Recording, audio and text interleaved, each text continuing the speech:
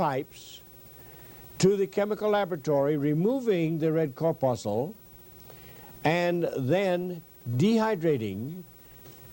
And the only way you know when you get your powdered milk whether it is milk or blood is by having them give you verification of it. And you can force them to trace it down. But a lot of the dried milk that's on the market today is blood.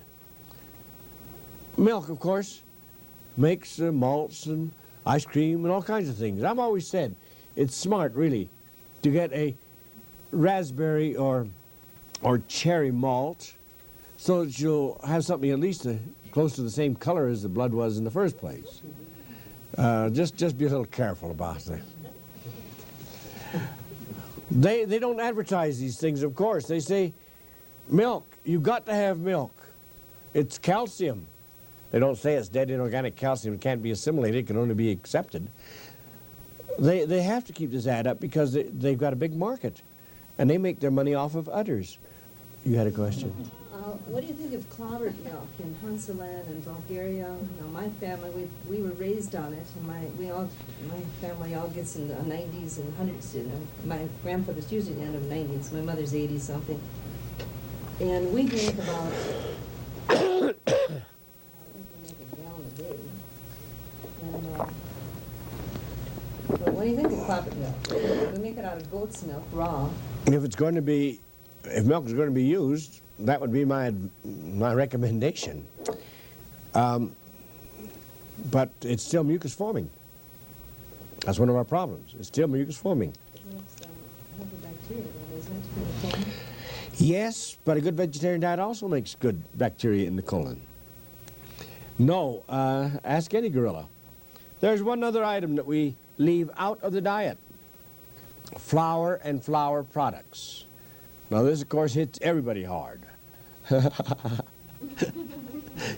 This is really hard to take because, but really, we're not against grain. Grain is the great food of all times, but that grain must be kept whole, uncracked, pre-soaked and low-heated before it's ready to use. You will find this just as a proof. You can take soy milk, which is an acid 5 from the dry soy being made up, and we nearly lost one boy with it. We didn't know any better, so we gave him soy milks. If that had been pre-soaked and low-heated, and the milk made of it, terrific. Now there is your difference. It would have been okay. Doctor, are you familiar with the live stream seam bread? Yes. What do you think of that because it's crushed? I can give you the test, and I haven't made this test yet. One of these days I will. But the test is put it put it in furrow number 2. Well, I live in an apartment, so I don't make burns. Well, no, what I'm well, that's a good way around it. But if it'll grow, fine. But I'll tell you this: you could take any type of flour, whole wheat, or raw, or any kind you wish, and plant it, and it will not grow, because as you break the kernel, now this is important, as you break that hermetically sealed kernel of the wheat, you have let air in, oxygen in, and the very life that's in that is killed. And why is it killed? Because the only way it can sustain life is to be matured through moisture, just like in the mother itself. That grain must be pre-soaked, and eventually your life then will come. Is there any way to make bread then that's edible? Your sprouted bread is about, yes, biblically. How did they do it? Biblically, they did it because they didn't know any better. They made their sprouted grain bread and baked it out in the sun. Yeah, well, that's low heat. This is what I'm getting at. And this is why I say there is a bread that should be adequate to use, is one of this type. Made your own sprouts. And Oh, yes, you make it. Like a flatbread, that's probably good. Yes, it's a regular, you grow the sprouts yourself and make everything into the bread. I believe there's one on the market called Wayfarer's bread. I believe they do that. They make it out of sprouts and they bake it. It's in the very sun or sweet. something. That's what we're talking about, but they crush it. They crush it before and they grind it. That's all right. But they crush the sprouts, don't they? They grind them. They grind the sprouts. But live stream bake it at 200 degrees, so it's really not going to grow. Well, that comes the closest. Let's put it that way. But if you'll use the old biblical and bake it out in the sun, I think you got the answer. We do that at home in our oven. We just grow the sprouts no longer than the kernel themselves. We do it with wheat or rye. Then it makes a dough, Mm-hmm. and you just mold it into little loaves or whatever, and just put it on real low heat, about 100 degrees. We put it in a little bag, cook and seal or something it's called, for about 24 hours. You can check it and see whether you like it. I bet it's tasty. It's delicious. Boy. Drop around. Dr. Christopher, how do you suggest we low heat the grains if we have no hydro and it's the winter time? We can't use the sun. Like, I like your method, but I mean, I feel it needs hydro, and I'd like to do it away How do you mean hydro? electricity. You have to plug it in with the dimmer switch. Oh, no, you can do it on a coal stove or a wood stove. Use your double boiler. You can heat the water, put it into a thermos bottle with the grain in the water, and you got the same program. It can be done. Love will find a way. Some grains like oats, whole oats, have a real thick hull. What happens, I mean, is that edible after it's been soaking? Like barley and, I've never studied that. I don't know. but when you soak them, can you, I don't know, have you, anybody else ever done that? Anybody done it with oats? Yeah, I've done it, and you can't eat it. Just fitting, huh? You just have to get the groats, which are crushed. Or assuming that they won't grow right there, but All right. the closest you can get. What about millet? That's often been my question. Seems like it won't ever sprout for me, and I don't think it's live. Should it sprout? Yes. I've gotten it from feed stores and everywhere, and it doesn't want to sprout. What have they done to it when it won't sprout? Well, if you want to go in and buy grains or seeds that are their best, go into a bird store where they sell birds, because they don't dare give them any type of seeds or grains that have been sprayed in any way.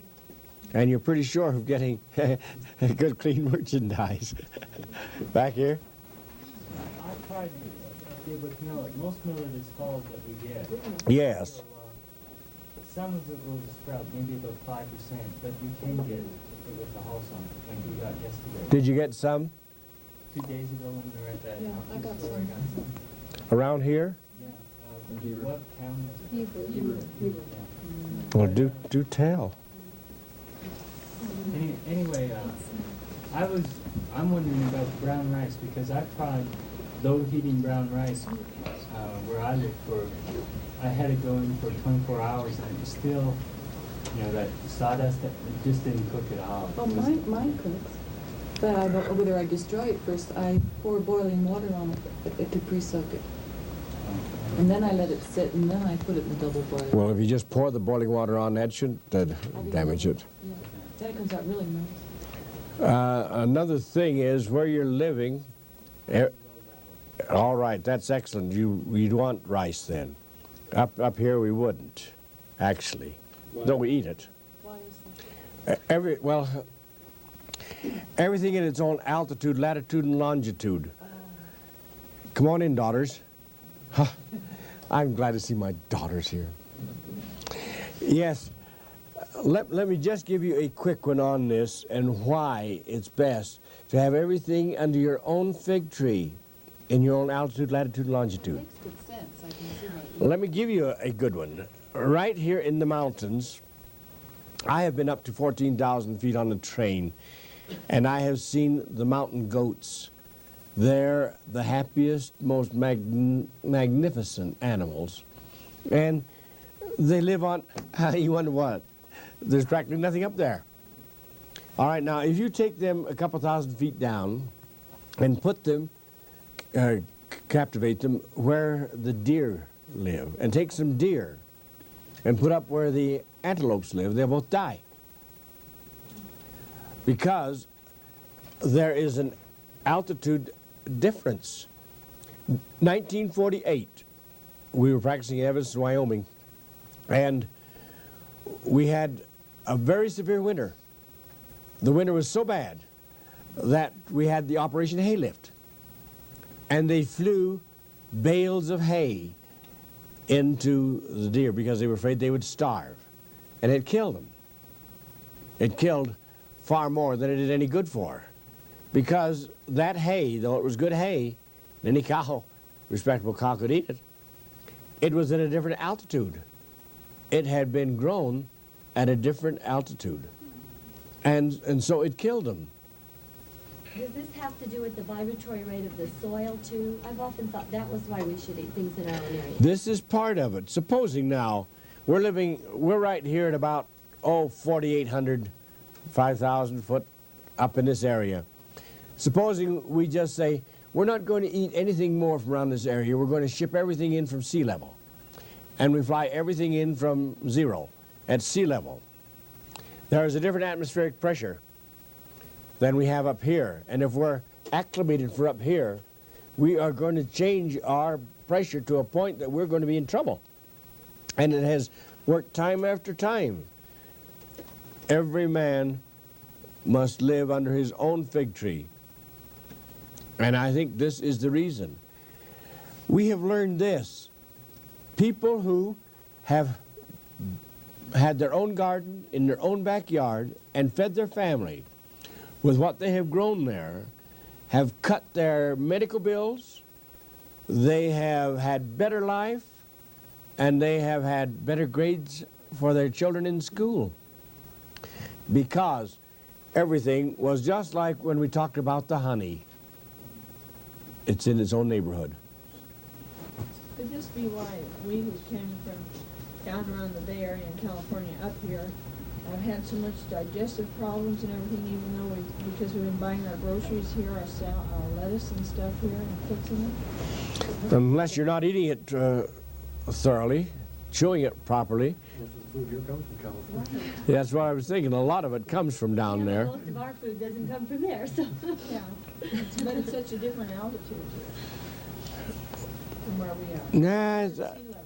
I don't know. I couldn't say that. I know this, that if you keep importing after a period of time, now with me, I'm no key and I'm no judge because I do 100 to 120 cities a year. And I don't know where I'm going to wind up. And so I eat the best I can wherever I am. Well, I know the altitude bothers us for a few days. You know, it's hard to breathe and everything for a few days till we get used to it. I just wonder if it would be the same with the food. I have an idea that if a person were going to live in an area and eat the food from the same atmospheric pressure, they would find better health than they've ever known before. We're going to talk now on, I think, one of the most interesting subjects there is, the incurables. The incurables. Anybody would write on a subject as stupid as that. If it's incurable, why waste your time writing about it? This is a subject that has frightened many, many people because they have been told, we're sorry, but there's nothing can be done about it. Might keep them out of pain, might relax them a little bit, but there's nothing we can do about it. It is incurable. There are no incurable diseases on the face of this earth. There are some incurable patients, but there are no incurable diseases. I say this very, very blankly because this is the way it is. We've been through 40 years of it, and we know. The reason we have this little booklet, which is the smallest that's been written, The Incurables, is because people came to us and said, how comes that so-and-so was sent home to die and they followed this program of yours and they're still alive? Or how comes this one didn't die? And the question came so often that we wrote the little booklet. We have found this. There are 3 types of people that we cannot help. There are 3 types. Number one is the hypochondriac who enjoys ill health. We can't do them any good at all. I never forget a case. I was up in the Northwest, and I had finished my series of lectures for the week, and the last night they wheeled a lady up to me in a wheelchair. And when they wheeled her up, she said, "Oh, Dr. Christopher, I've got to have a word with you." She said, "I want so much to be healed, and I feel you have the answer." And I looked at that woman, and like I have said a number of times, and I don't know why I say it, but it just comes. I said, "Ma'am, you don't want to be healed. You're happy. You're happy having people wait on you." And she went red in the face, and the lady that had pushed her down kind of chuckled and said, "Why did you say that? It's true." Well, I wished I hadn't been there because the lady was very embarrassed, but it was true. The second type of patient that we cannot help, the one whose time has come. Everything moves in its time and season.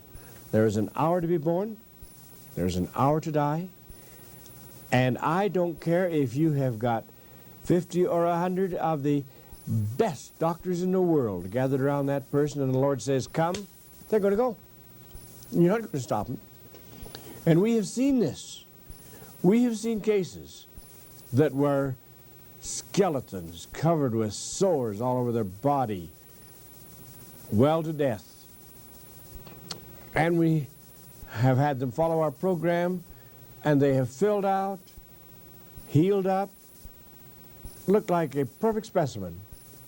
Then they'd say, "I guess this is it. I won't see you tomorrow. I'm going tonight." And did I? We've seen case after case. Their time has come. But the thought that came to me that made me so happy in several of these cases is the fact that instead of them going emaciated, horrible-looking object of skeleton covered with skin and things of this type, they went back whole. Whole. No more pain, no more cursing God because of pain and horrible anguish, but happy and felt that now's the time. We saw a cancer case once that never, I never forget it. This little lady, I threw the covers back off of her bed when I examined her, and you could look right down into the bowel. The case was awful. She was eaten up with cancer. I said, "Ma'am, I don't know how long you're going to live. I can't promise you anything. But I'll tell you, within a matter of 48 hours, you'll be out of this horrible pain that you're in, and you'll be living without pain. I can promise you that." And she said, "All right." And her boy and girl said, "Fine. Let's get started on it." So we did. The lady was healed.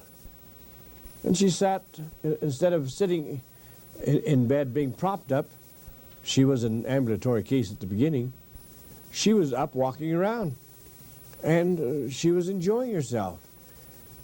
And one morning, the children, they were adult now, they were so happy to have their mother up and active once more, because it had been years that she'd been suffering.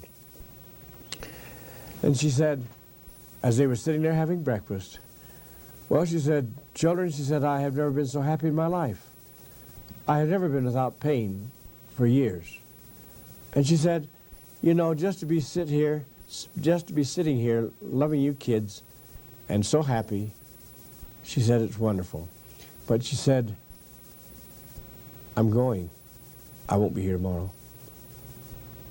She said, in fact, it's not long. Goodbye, kids. Now, she had been months now feeling wonderful. And she just laid her head over on her hands, smiled at him as she laid her head down. She was gone. It was just that simple. But she went whole. Yes. I've read books where they say my ancestors knew many weeks before, or maybe even months before they were going to die, and they prepared for it. They were a little closer than we are. They didn't live on processed foods. That was the difference. I hate to say it, but there is the reason. Well, here was a case. Now, she was happy to go and happy to be without pain. So that's the second type of case we cannot help. The good Lord said, come, she went. And the third type, there are those who won't follow a program. We can't help them. The one that does it faithfully, a good holistic therapist will say, now I want you to do this procedure so many times a day, take these items so many times a day, do all of this 6 days a week, week after week after week. Of course, I was in my 20-odd years of practice before it got through my thick skull that the Lord meant what he said when he said, 6 days shalt thou labor and do all thy work, and the seventh thou shalt rest. Yeah. I had to wait until I found out that my patients that were just taking the program 6 days a week were getting faster results than those that were taking it 7 days a week. It worked just that way. And we found this out. But if a person will follow through as instructed and do it faithfully, week after week after week, 6 days a week, they're going to get results until their time has come, if that's the case, or otherwise they'll be healed. Of course, there's another type under the same classification. They're the ones who do it religiously. They do it on Christmas and Easter. They don't get the results that fast. It's a little slower. But outside of this, we've had some awful cases. I mean, cases that have been absolutely given up. There is nothing more can be done for them. But they're alive today. Why? Because they followed through faithfully. Now, when we come to the incurables, in this little booklet, it doesn't tell you what an incurable is by name. But I'll tell you what an incurable is. Anyone that people say can't be cured. It's that simple. Multiple sclerosis, muscular dystrophy, polio, stroke, epilepsy. You go on and on. There's many of them. But we have found that there is a key why they haven't been helped.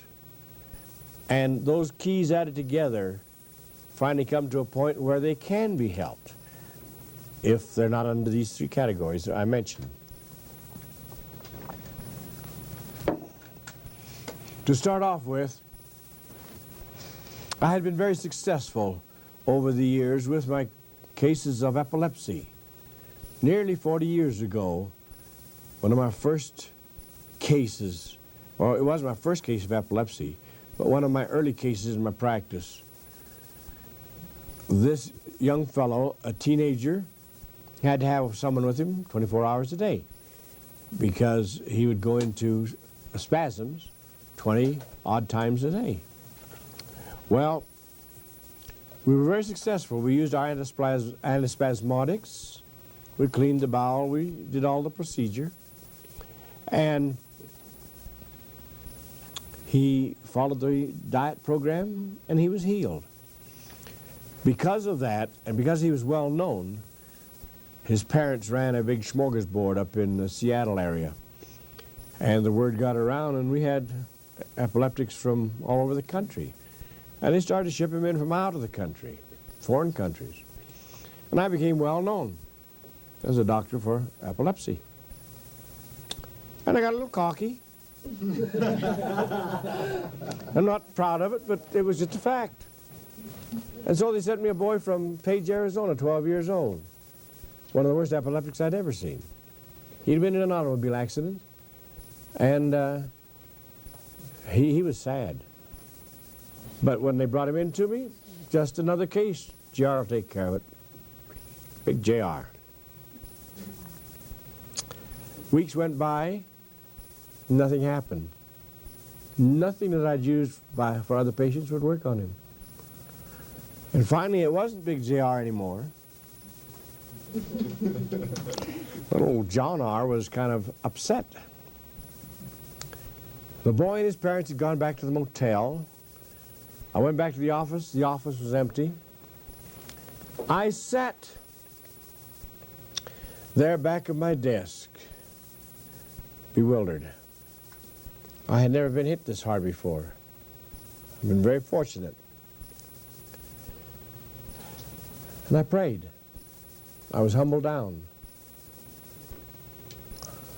I need some help. I knew there's only one place I could go. And I said, Lord, I want to help this 12-year-old boy. Nothing I have will touch him. I'm lost.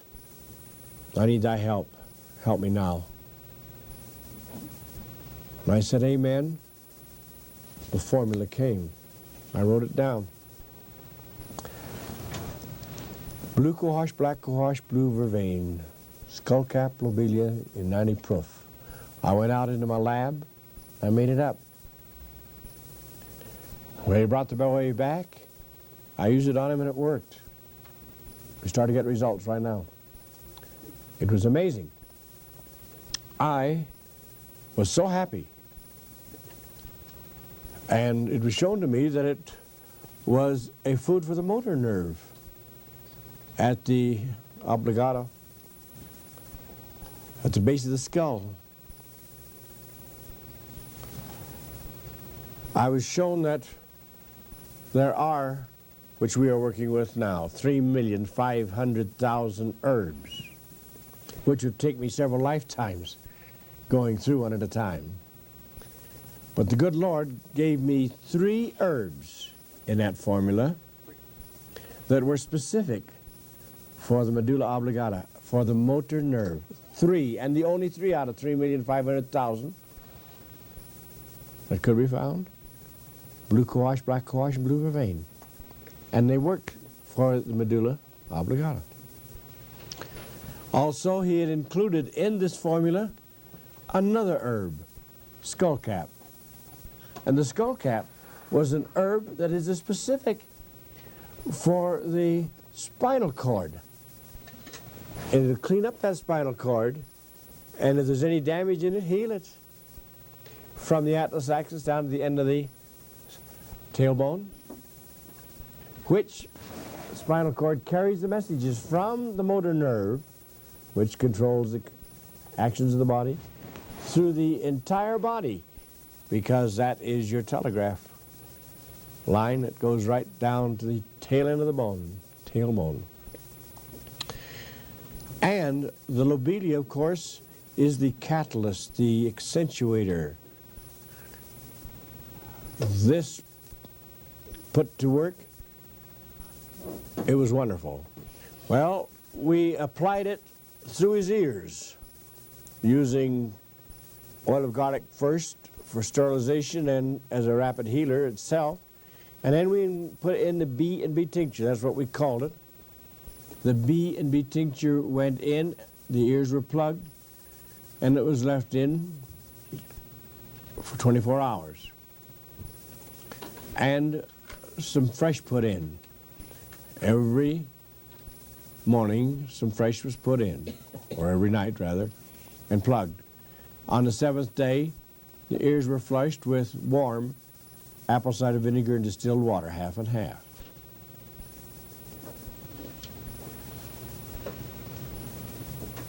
We massaged back on the neck, up and down the cervicals, and the glands back of the ears. This was done regularly, along with the other things, but this was the key. Well, we saw such results, they sent the boy back to Page, Arizona, And his grandfather, who was staying with him, man in about his 80s, was stone deaf, and he had hearing aids, wires hanging down from both ears. And he watched his grandson, and he watched another of his grandchildren who had a horrible earache that they used the same formula on. It cleared it overnight. He thought, I wonder if that would do me any good. So he started using it in his ears. And in a few months, he pulled out both of his hearing aids. Though you could scream at him with his hearing aids and he couldn't hear anything, he pulled them out. And he started to hear sounds. And finally he heard a whisper across the room. All right, he was healed. And since that time, through Healthview newsletter and through our patients relating the stories from one to another, thousands of hearing aids have been thrown away. Why? Because this very formula that the Lord gave me of blue cohosh, black cohosh, blue vervain, skullcap, and lobelia, this formula was one that was a miracle within itself. And it reversed that which medical science said could not be done. Lost hearing is lost. And it can't be reversed. Well, it can be reversed. And here we proved it. And we have proven it in hundreds and hundreds of cases since.